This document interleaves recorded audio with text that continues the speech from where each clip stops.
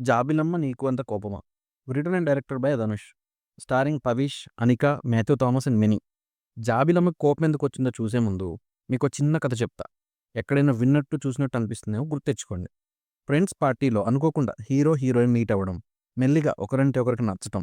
Hero middle class, heroine rich. ఇంకా hero వాళ్ళ father no చెప్పడం. ఏదో ఒక సిచ్యువేషన్‌లో హీరో అవాయిడ్ చేయడం హీరోయిన్‌ని.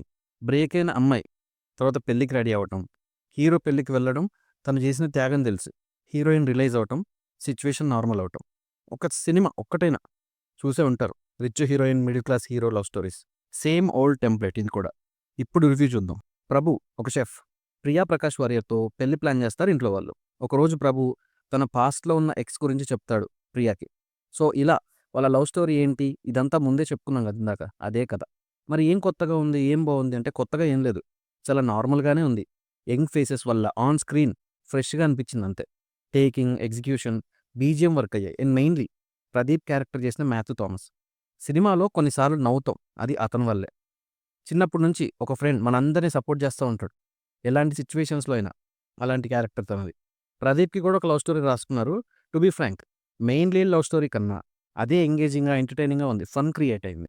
ఇంకా ప్రభు క్యారెక్టర్ చేసిన పావిష్ మెయిన్ లీడ్‌గా చేశాడు. షెఫ్‌గా సూట్ అయ్యాడు. చాలా వరకు సీన్స్‌లో ధనుష్ వైబ్సే కనిపిస్తాయి. ధనుష్ యాక్టింగ్ లాగానే అనిపించింది. ఈ సినిమాకి రైటర్, డైరెక్టరే కాదు. పావిష్ ధనుష్ అల్లుడు. అందుకే ఆన్ స్క్రీన్ ఇన్‌ఫ్లూయెన్స్ కనిపించింది. ఒక చిన్న ప్రాబ్లమ్ ఏంటంటే హీరోయిన్స్ కన్నా హీరో చిన్నవాడిలా కనిపిస్తాడు. హీరోయిన్స్ పెద్దవాళ్ళలా అనిపించారు స్క్రీన్ మీద. అండ్ మెయిన్‌లీ ఫీమేల్ కాస్టింగ్ చాలా బావుంది. ప్రియా ప్రకాష్ వారియర్‌కి మెయిన్ క్యామియో మంచి క్యామియో ఇచ్చారు. సీక్వెల్‌లో లెంతీ రోల్ ఉండొచ్చు. అవును.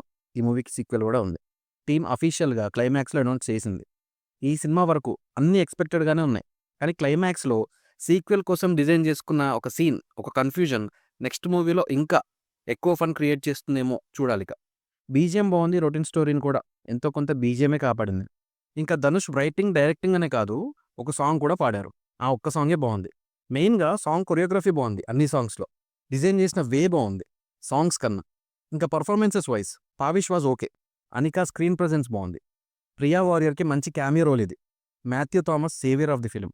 Saranya's mother role Raghuvaran BTech vibes వస్తాయి.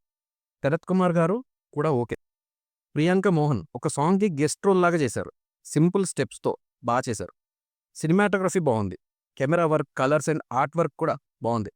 Music by GV Prakash. BGM బావుంది కానీ సాంగ్స్ అంతేం లేవు. 'గోల్డెన్ స్పారో' సాంగ్ ఒకటే బావుంటుంది. Writer, director Dhanush. ఇది థర్డ్ ఫిల్మ్ ధనుష్‌కి as a director and he did it okay. అంటే డైరెక్టర్‌గా సక్సెస్ అయ్యారు. రైటరే రొటీన్ అయ్యారు. ఇంకా మూవీ ఎలా ఉందంటే ఒకసారి ఫ్రెండ్స్‌తో చిల్ అవుతూ చూసే స్టోరీ. కొత్తగా ఏమి ఎక్స్‌పెక్ట్ చేయొద్దు. Routine story. ఒక్కసారి ట్రై చేయొచ్చు అంతే. రివ్యూ నచ్చితే సబ్స్క్రైబ్ చేసుకోండి.